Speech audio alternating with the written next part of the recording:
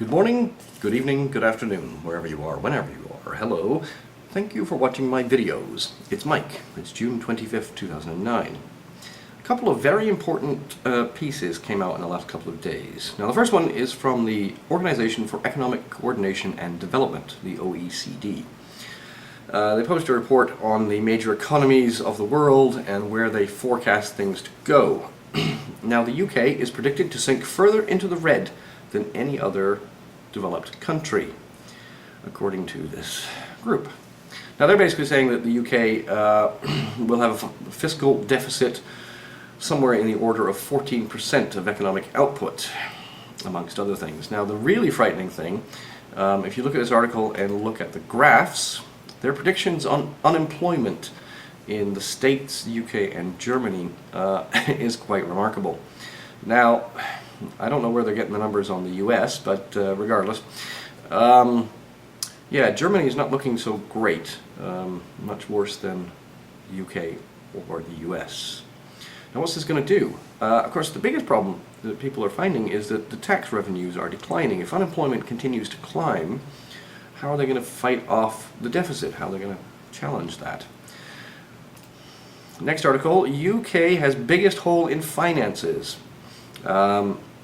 City analysts have come up with the number. The Treasury's annual budget gap amounts to 16.3% of gross domestic product, or around 230 billion, according to RBC Capital Markets. RBC? Royal Bank of Canada.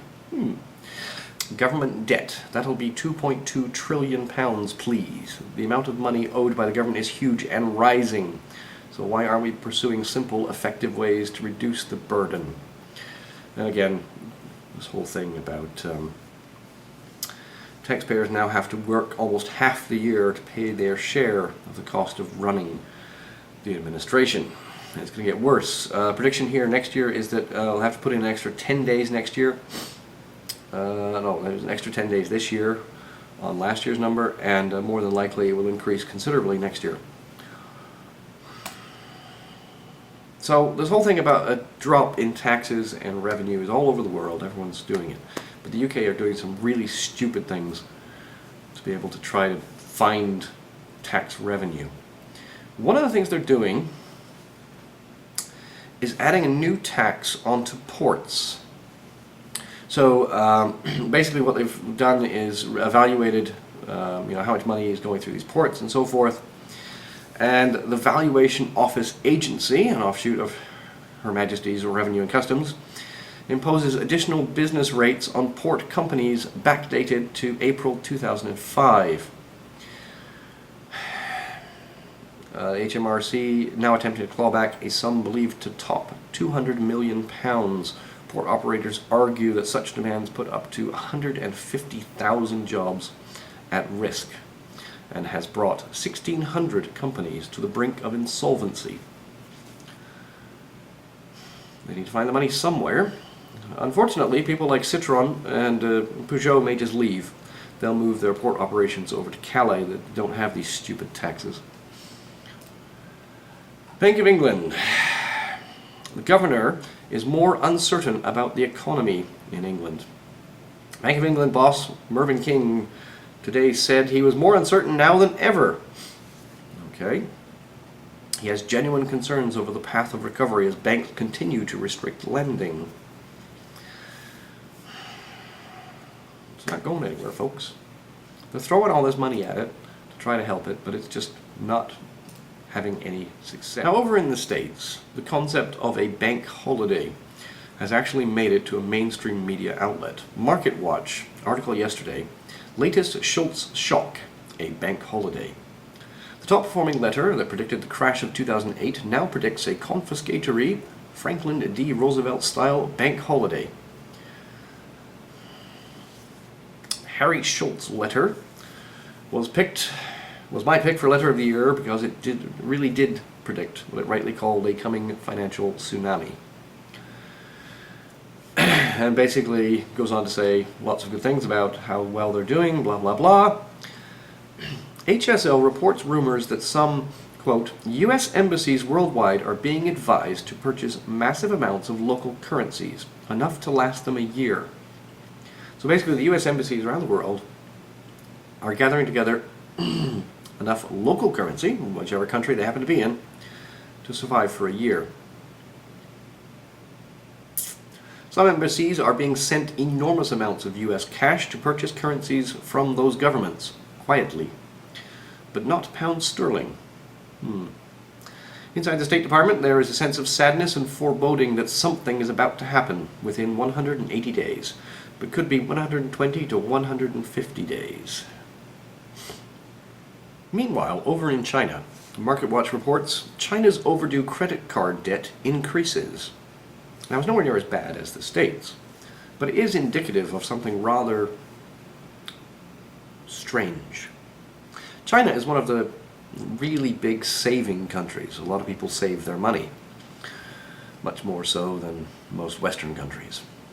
However, it has been reported that $727 million worth of debt is overdue on credit cards in China. So the credit card problems are going to continue. Now, back on Monday, the World Bank issued a report, released a darkened view of the global economy, warned of the potential for a second financial market shock, a view that contrasts with talk by other international organizations. The mixed signals reflect the unprecedented nature of the difficulties the world has found itself in. So, the international lender predicted global output to contract a steep 2.9% this year, worse than the 1.7% drop forecast 2 months ago. So already the World Bank is saying, well, we're going to be 1.2% worse than we thought 2 months ago. It's only going to continue building, folks.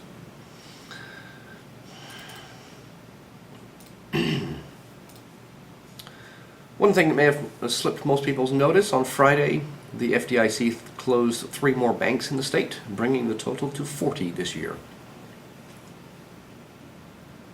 Everything's going swimmingly, isn't it?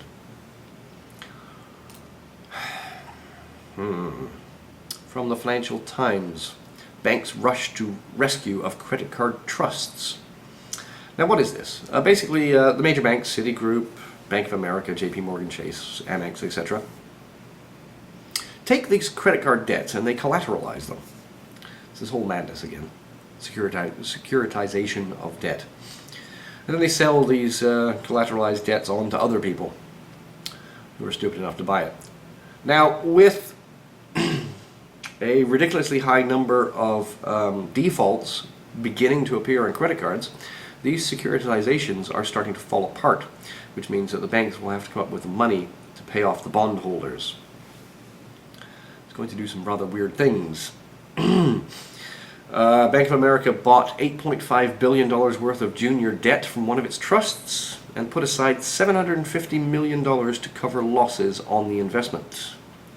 Citigroup is also doing the same thing. Now, the loss rate on the Washington Mutual pool was 14.8% in October.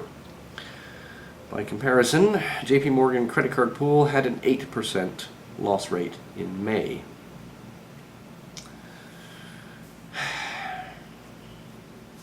Credit cards are about to go bang.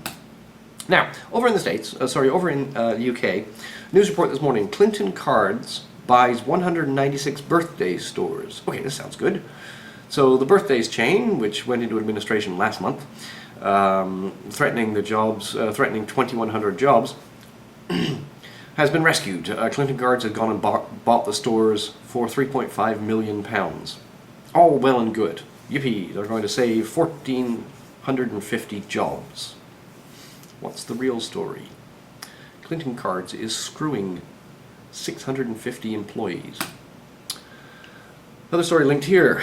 Clinton Cards says it has bought back 196 of the birthday stores it placed into administration a month ago. Birthdays was a division of Clinton Cards. They knew that there was going to be a problem and that half of the stores were basically unproductive financially.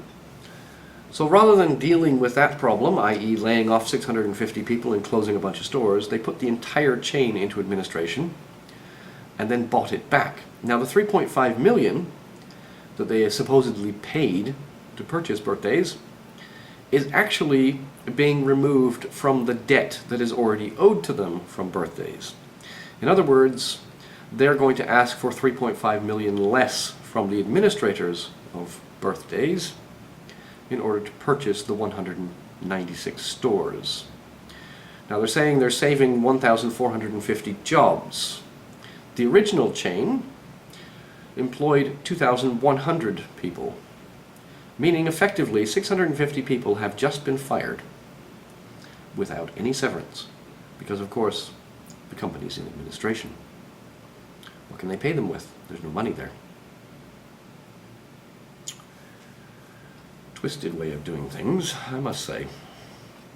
Finally, a bit of humor in order to fight this flu I am currently experiencing. I've been looking for rather funny pieces of light entertainment on YouTube. Now, one of my subscribers made a comment, and I've been chasing people who've been making comments and finding out, okay, what do they do, etc., etc. So, subscriber Cara Jane is part of a comic duo, and I must say, they're quite funny. So I've linked a video, You Are the Resistance, which had me giggling to no end. And if you guys like this kind of humor, they've got all kinds of different skits on there, and they're actually quite good. Go and check them out, please. And finally, not finally, but a couple of silly stories. This was passed my way, and I thought, there's no way this can be real. Geriatric gang kidnaps and tortures financial advisor. Yeah, I thought, okay. It is alleged that 2 members of the gang hit financial advisor James Amburn with a Zimmer frame. And if you look at the article, there's pictures of what a Zimmer frame is for those in the States that don't know what a Zimmer is, etc., etc. Now I thought this can't possibly be real. And then I Googled it, and yes, indeed, it is true. I've linked an article from the Telegraph. The men dubbed the Geritol gang by police after an arthritis drug face up to 15 years in jail if found guilty. It's too funny to be made up. And finally, someone passed me this rather silly piece from The Onion yesterday. U.S. to trade gold reserves for cash through cashforgold.com, which had me laughing my head off. But more importantly, I was looking at the comments.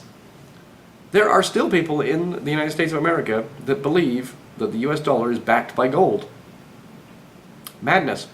If you happen to have friends, etc., that do not believe this kind of stuff can actually happen, I've included a couple of articles here. So if you have friends that believe that the dollar is backed by gold, you can point them at these articles. Now the first one is from Economics Library, explaining what the gold standard is and when the United States came off it, and also a link to a news article from 1971, shortly after Nixon removed the states from the gold standard. It's all too funny. Peace, love, understanding, think about things.